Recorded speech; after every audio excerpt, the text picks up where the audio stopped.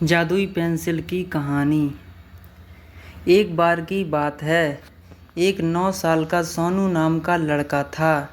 एक सुबह सोनू ने चाहा कि उसे स्कूल न जाना पड़े, क्योंकि उस दिन स्कूल में उसकी एक परीक्षा थी जिसके लिए उसने पढ़ाई नहीं की थी, क्योंकि वह अपने मोबाइल पर माइनक्राफ्ट खेलने में बहुत व्यस्त था। सोनू मोबाइल पर गेम खेलने में ही अपना सारा समय बर्बाद करता था। कुछ दिन पहले उसके मम्मी और पापा ने उससे कहा था कि अगर परीक्षा में उसके खराब नंबर आए तो उसे वापस बोर्डिंग स्कूल जाना होगा। सोनू को बोर्डिंग स्कूल पसंद नहीं था, क्योंकि पिछली बार जब वह गया था तो दूसरे लड़कों ने उसे झील में कूदाने की कोशिश की थी। टीचर ने उसे पकड़ लिया और सोनू बहुत मुश्किल से बच पाया था। सोनू वास्तव में बोर्डिंग स्कूल वापस नहीं जाना चाहता था। आज जब स्कूल जाने का समय हुआ तो सोनू ने घर पर ही रहने की गुहार लगाई, लेकिन उसकी माँ ने कहा नहीं और उसकी माँ ने उसे स्कूल छोड़ दिया और उसे एक नई पेंसिल दी और उसके टेस्ट के लिए शुभकामनाएं दी। सोनू जैसे ही अपने क्लासरूम में पहुंचा, टीचर ने कहा कि टेस्ट लंच के बाद होगा। दोपहर के भोजन के समय सोनू ने वास्तव में बहुत कठिन पढ़ाई की, इतना कठिन कि वह खाना खाना भी भूल गया। दोपहर के भोजन के बाद सोनू वास्तव में भूखा था। वह केवल भोजन के बारे में सोच रहा था।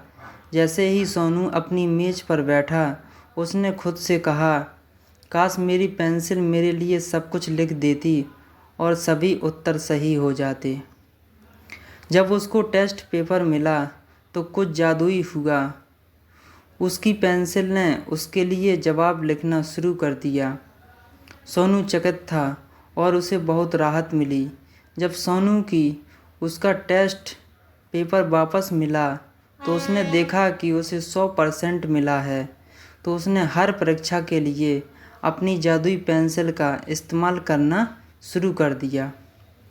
कुछ हफ्तों के बाद सोनू की जादुई पेंसिल लिखने के लिए बहुत छोटी हो गई थी। सोनू के टीचर ने उससे कहा कि इसे फेंक दो और नया ले आओ।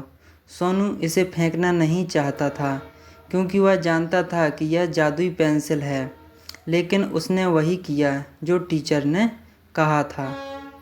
जब सोनू घर आया तो उसने अपनी माँ से एक नई पेंसिल मांगी, लेकिन सोनू की मम्मी ने कहा कि उसके पास पेंसिल समाप्त हो चुकी है, क्योंकि साल लगभग ख़त्म हो चुका था।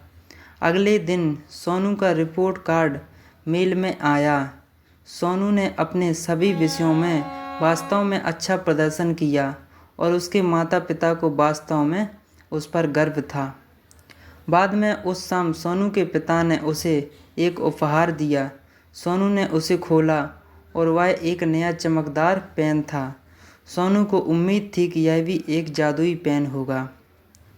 दोस्तों, आपको हमारी ये कहानी कैसी लगी, आप हमें कमेंट करके ज़रूर बताएं और ज़्यादा से ज़्यादा अपने दोस्तों में भी शेयर करें।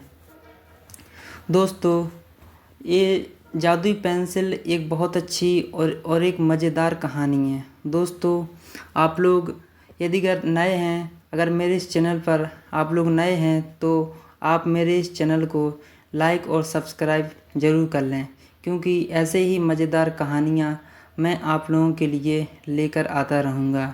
दोस्तों, मुझे बहुत अच्छा लगता है कि मैं आप लोगों के लिए कुछ ना कुछ स्टोरी बनाता हूँ, ताकि आप लोगों को भी उससे कुछ सीखने को मिले।